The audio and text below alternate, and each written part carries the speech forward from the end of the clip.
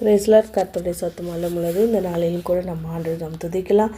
பரிசுத்தமுள்ள பிதாவே உம்மை உயர்த்துகிறோம் ஆண்டவரே. இயேசு கிறிஸ்து நாமத்தில் அப்பா இம்மட்டும் எங்களை நடத்தி வந்தவர் அன்றைய நேற்றும் இன்றும் என்றும் மாறாத தேவனாக கர்த்தரை நாங்கள் மகிமைப்படுத்துகிறோம். இயேசுவின் நாமத்தில் பிதாவே ஆமென். இந்த நாளில் இயேசப்பா நமக்கு கொடுக்குற வசனம் சங்கீதம் 14ஆம் அதிகாரத்தில் 6வது வசனம் 7வது வசனத்தை நான் வாசிக்கிறேன். சிறுமைப்பட்டவனுக்கு கர்த்தர் அடைக்கலமாக இருக்கிறார் என்று சொல்லி நீங்கள் அவனுடைய ஆலோசனையை அலட்சியம் பண்ணினீர்கள். சியோனிலிருந்து இஸ்ரவேலுக்கு ரட்சிப்பு வருவதாக கர்த்தர் தம்முடைய ஜனத்தை சிறையிருப்பை திருப்பும்போது யாக்கோபுக்கு களிப்பும் இஸ்ரவேலுக்கு மகிழ்ச்சியும் உண்டாகும் என்று இயேசப்பா இவங்க வசனத்தை கொடுத்துருக்கிறார். பாருங்கள், இயேசப்பா நமக்கு கொடுக்குற சிறுமைப்பட்டவனுக்கு கர்த்தர் அடைக்கலமாக இருக்கிறார். நீங்கள் எதில் எல்லாம் சிறுமைப்பட்டு இருக்கிறீங்க? எந்தெந்த காரியத்தில் சிறுமைப்பட்டு இருக்கிறீங்க?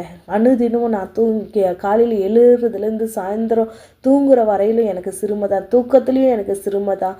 அப்படி ஒரு சந்தோஷம் இல்லை, மகிழ்ச்சி இல்லை, கஷ்டத்தில் கண்ணீரில் வேதனையில் போயிட்டு இருக்கிற உங்களுக்கு ஏசப்பா சொல்கிறாரு, அவர் தான் சொல்கிறாரு அடைக்கலமாக இருக்கிறேன். கர்த்தரே சொல்கிறாரு நான் அடைக்கலமாக இருக்கிறேன் உங்களுக்கு அப்படின்னு சொல்லிட்டு பாருங்கள். பழைய ஏற்பாடில் பரிசுத்தவான்கள் எல்லாம் கூட அன்றைய சோத்திர அநேக பிரச்சனைகள் பாடுகளை சந்திச்சுட்டே தான் இருந்தாங்க. யோசிப்பா எடுத்துக்கோங்க, அவங்க அப்பா சோத்திர அவங்க சகோதரர் மூலயமா சிறுமை, அங்கேருந்து போனால் அவங்க குடும்பத்தில் அந்த அரண்மனையில் சிறுமை, அங்கேருந்து போனால் ஜெயிலில் சிறுமை. அதுக்கப்புறமா பாருங்கள், அன்று கூடவே தான் இருந்தார், இவ்வளோக்கும் ஏசப்பா கூடவே தான் இருந்தார். ஆனால் அவனுக்கு சிறுமை வந்துகிட்டே இருந்தது. ஒரு காலகட்டம் வந்தது, ஆண்டு அவனை மந்திரியாக மாற்றினார். அப்போவும் ஆண்டு கூடவே தான் இருந்தார். அப்போ ஒவ்வொரு காலகட்டத்தில் நமக்கு வருகிற பிரச்சனைகள் பாடுகளை நம்ம கடந்து போகணும். ஒரு ஒரு ஒரு நாள் வரும் நமக்கும், அந்த நாள் ஆண்டு உயர்த்தி வைக்கிறதுக்காக அதுக்கு தான் சிறுமையை கொடுப்பார். அப்போது இந்த ஆலோசனையெல்லாம் நீங்கள் என்ன பண்ணிடாதீங்க, தள்ளி போடாதீங்க.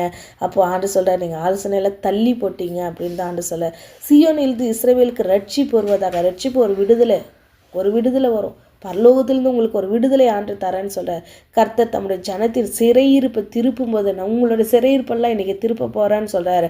அப்போ திருப்பும்போது என்ன வரும்? யாக்கோபுக்கு களிப்பு, உங்களுக்கு தான் களிப்பு உண்டாகுன்னு சொல்கிறாரு. இஸ்ரவேலுக்கு மகிழ்ச்சி உண்டாகுன்னு சொல்கிறாரு. நீங்கள் தாங்க அந்த யாக்கோபு. இஸ்ரவேல் யார்? நீங்கள் தாங்க.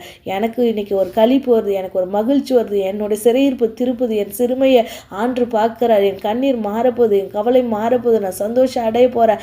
எல்லாவற்றிலும் ஒரு மாற்றத்தை தேவனாக கர்த்தர் தந்திருக்கிறார். அதற்காக நான் தேவனை நான் துதிக்கிறேன், சோத்தரிக்கிறேன், அவர் உயர்த்துறேன், நான் அவரை மகிமைப்படுத்துறேன்னு சொல்லிட்டு கண்ணீர் வேதனையோடு இருந்தீங்கன்னா கூட அதையெல்லாம் ஒதுக்கி வச்சுட்டு ஏசப்பா எனக்கு களிப்பு மகிழ்ச்சி கொடுத்தாருன்னு சொல்லிட்டு இந்த விசுவாச வார்த்தைகளை நீங்கள் என்ன பண்ணுங்க, அறிக்கையிட உங்களுடைய வேதனைகள் நீங்கள் சுகமாக இருப்பீங்க. கர்த்தருடைய விசுவாச வார்த்தைகளை நீங்கள் வாயினால் உச்சரிக்கும் போதே உங்களுக்குள்ள ஒரு விடுதலை ஆண்டு கட்டளையிடுப்பா. அவங்க சிறையிருப்பா அவர் மாற்றுகிறார். தேவனாகிய கர்த்தரை விசுவாசிங்க, நம்புங்க, அவர் மேலும் நம்பிக்கையாக இருங்க. பரிசுத்த ஆவியான இந்த வசனத்தின்படியே ஆண்டவரை